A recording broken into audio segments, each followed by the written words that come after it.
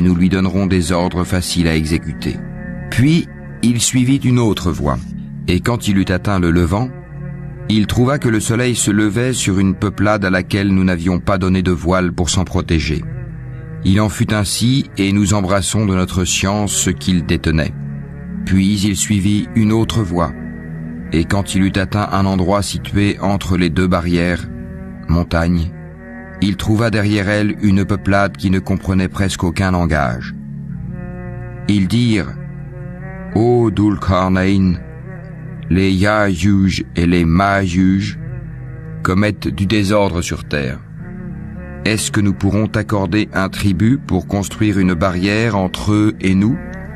Il dit « Ce que mon Seigneur m'a conféré vaut mieux que vos dons. Aidez-moi donc avec votre force et je construirai un remblai entre vous et eux.